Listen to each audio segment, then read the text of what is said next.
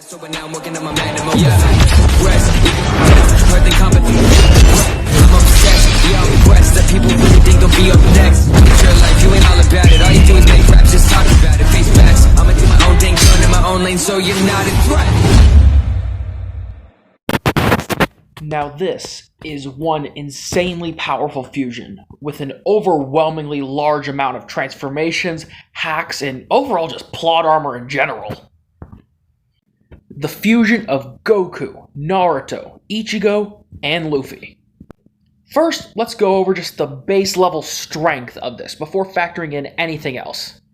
When I talk about fusions, I tend to go with the Dragon Ball Fusion multiplier. So, this fusion would be base Goku, times base Naruto, times base Luffy, and times base Ichigo. But it just gets crazier beyond that point because they will be able to simultaneously use all the transformations of all four characters and stack them together. Now before I continue any further, there will be spoilers for the latest couple chapters of One Piece, specifically talking about Luffy. So do not watch any further if you do not want to be spoiled, you have been warned. So their ultimate form would be Mastered Ultra Instinct with Baryon mode, Luffy's Sun God transformation, and Ichigo's True Bankai, as well as being able to use all the different possibilities and combinations with all the transformations all four characters possess. They would also be able to use Ki, Chakra. They would also be able to use all the different levels of Ki with Goku, all the different types of jutsus and chakra that Naruto has at his disposal, all the different types of haki that Luffy has, as well as having access to the spiritual pressure of Ichigo. Plus, their hand-to-hand combat skill is also going to be overwhelmingly powerful, because they'd have the combined martial arts skills of Goku and Luffy, they'd have the obviously incredible swordsmanship of Ichigo, and you factor in their martial arts skill and their sword skill with the ability to stretch as much as Luffy can, trying to defend yourself or counter against them is going to be nearly impossible. Also, their Conqueror's Haki is going to be off the charts. All four of these characters have incredible levels of willpower, and since Conqueror's Haki is based off willpower, there is no saying how strong their Conqueror's Haki will end up being when this character is at its full power. But besides the point, all their abilities added together, plus the fact that their base is all four of these characters multiplied upon each other, would make this fusion incomprehensibly strong. Okay, this looks incredible. The fusion of Garo and Lord Boros from One Punch Man. Now, I've said this multiple times over the course of my many fusion review videos, that I usually go with the Dragon Ball Fusion multiplier when it comes to combining two characters. So this fusion would have the current power of Garo multiplied by Boros' max power. Not only that, they would have Garo's incredible adaptability, Boros' insane healing factor, Garo's mind-blowing level of speed and martial arts skill, all of Boros' energy attacks, and if this still isn't enough to give Saitama a good fight, they could still rely on using the Meteoric Burst, which would give them another drastic power increase on top of what their power would already be at. So if you factor in all of that, and the fact that it would be Garo's power currently times what Boros' max was, rather than just adding them together, you could argue this fusion could possibly give Saitama a very good fight, despite the two individuals not even being a challenge to him. Especially with how broken of a combination Garo's adaptability and Boros' healing factor is together. Okay, so I'm pretty sure most anime fans, as of right now, know that Gojo's Infinity is pretty broken. The fact that even if you outclass him in physical power, unless you have a specific ability that can bypass the Infinity, you're not capable of even touching him. Well, that is the purpose of this video. I'm going to be listing a couple characters that have one or more abilities that would have the ability to bypass Gojo's Infinity. First one I'll be going over is Yami from Black Clover, and specific ability that I'm talking about is his Dimension Slash. This attack bypasses practically any conventional defenses, and even against people that far outclass him in power, the attack is still capable of going through and causing devastating damage if it lands. One of the Magic Knight captains teleported Yami into her dream dimension, and with a single dimension slash, he was able to break himself out of said dimension. So I honestly believe that with a single dimension slash, if it landed, it would cut right through Gojo's infinity like it were butter. This next one goes for both Kakashi and Obito and their Kamui ability. Especially in the war arc when Kakashi became DMS Kakashi, or Dual Mangekyo Sharingan Kakashi, in which when he was fighting Kaguya, he infused the Kamui with his Chidori. Against the Akatsuki, Kakashi was able to use the Kamui against Deidara, and it straight up severed his arm. And it would have done a lot worse if Deidara didn't get out of it in time. And the last character I'm going to go over in this video is the legendary Pokemon of the Sinnoh region, Palkia.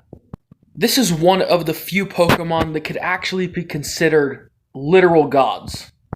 Now yes, other legendary Pokemon do have a legendary or godly-like title in their region, but unlike them, Dialga, Palkia, and Giratina literally are gods.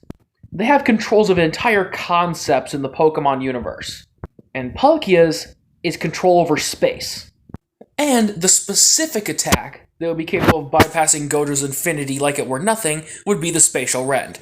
It is basically like the Dimension Slash from Yami, but juiced up to a godly level.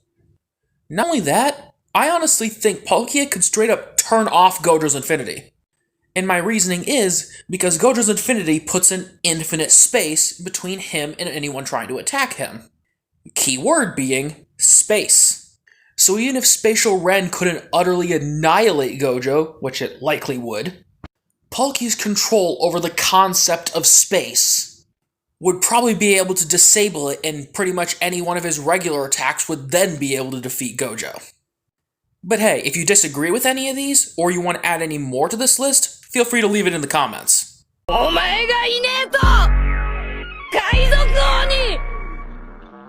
Okay, originally I was thinking hard about this, but after I actually read the question and looked at the specific wording of it, that the answer became clear as day. And the words I'm talking about is right-hand man. Now that might not sound like too big of a thing to point out, but if you actually look at the relationship each of these characters have with the MC, it gets pretty easy to knock some people off of this list. First, Sasuke. 90% of the Naruto franchise, every time he met up with Naruto, he was trying to kill him. And he only ever started fighting with Naruto near the very end of the war arc, where right after that fight in the war arc, he went back to trying to kill him again. And in Boruto, where he was just consistently an ally. But at that point, I still wouldn't consider him a right-hand man. Next off the list is Vegeta, and it's because I don't see him as a right-hand man, he is Goku's rival. And between the last two, Ban and Zoro, Ban is gone. The reason these two are the last left is because they have an incredible friendship with their main characters. But between the two, Ban was the only one who was willing to sacrifice that friendship by killing Meliodas to try and get Elaine back.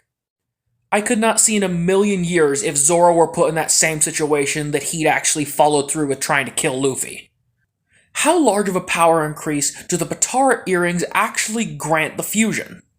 Now, I'm going to go over two different variations of this question.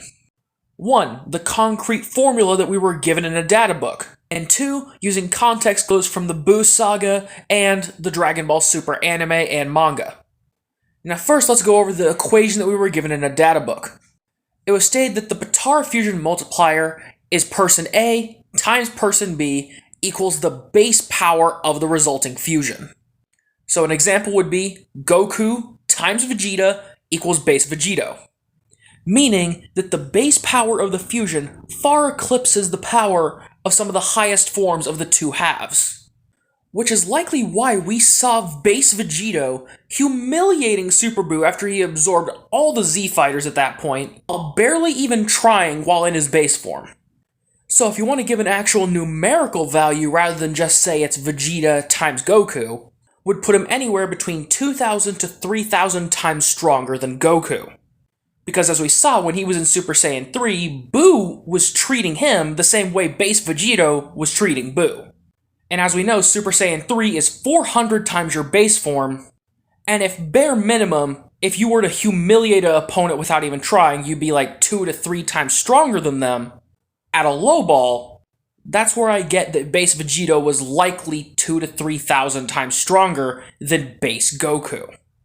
And obviously, that number just increases exponentially when he turns into a Super Saiyan.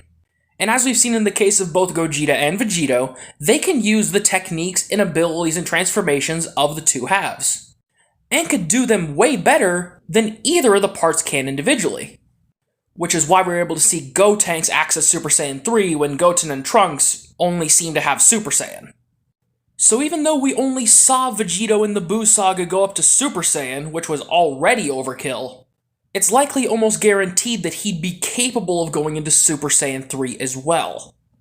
And due to how much more energy he had, and with how much stronger his body is than Goku's was, he'd be more than capable of utilizing Super Saiyan 3 for far longer than Goku could have ever done. And again, we saw something the same in Dragon Ball Super's manga. Sure, it happened in the anime, but the manga shows something incredible. It showed base Vegito blowing away half of Merge Zamasu's body. Meanwhile, Super Saiyan Blue Goku and Vegeta were basically just getting ragdolled by him a few minutes ago. So that could also be a lot more evidence to support the A times B formula. So, in the Dragon Ball Super anime and the Dragon Ball Super manga, things happen very differently in multiple different arcs. Biggest difference between the two is in the manga, Goku didn't absorb God Ki into his base form. So although yes, he has gotten far stronger over the course while using just his regular Super Saiyan forms, whereas anime Goku got so much stronger in his base form compared to what he was when he first met Beerus at Super Saiyan 3, that the power difference isn't even comparable anymore. Which is why I would argue that if you put anime Goku versus manga Goku, the fight would be one-sided in anime Goku's favor. Because let's just look at this at the bare minimum.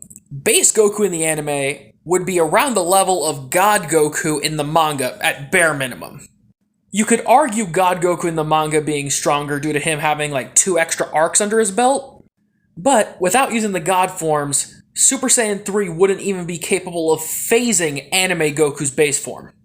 So, if manga Goku were to turn Super Saiyan Blue, in all honesty, anime Goku would probably be able to equal him with either Super Saiyan 1 or Super Saiyan 2. He'd arguably not even need to use the God forms until manga Goku brought out Ultra Instinct. And if manga Goku did break out Ultra Instinct, yeah, anime Goku would start having a pretty difficult fight. That is, unless anime Goku brought out Ultra Instinct. I'd argue that anime Goku would be capable of either getting the edge or evening out with manga Goku and Master Ultra Instinct by using the different levels of Blue Kaioken. If at any point he breaks out Ultra Instinct Omen or Master Ultra Instinct, the fight would be over in an instant. Yeah, this is a bad idea.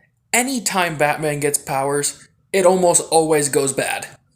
By that I mean, almost every time he gets powers, he ends up going evil. Either that or insane. Or both. We literally have documented proof of it. In the Dark Multiverse, there is literally an entire team that is made up of evil Batmen that have powers. But let's explain what exactly would happen if he had Spider-Man's powers in this case.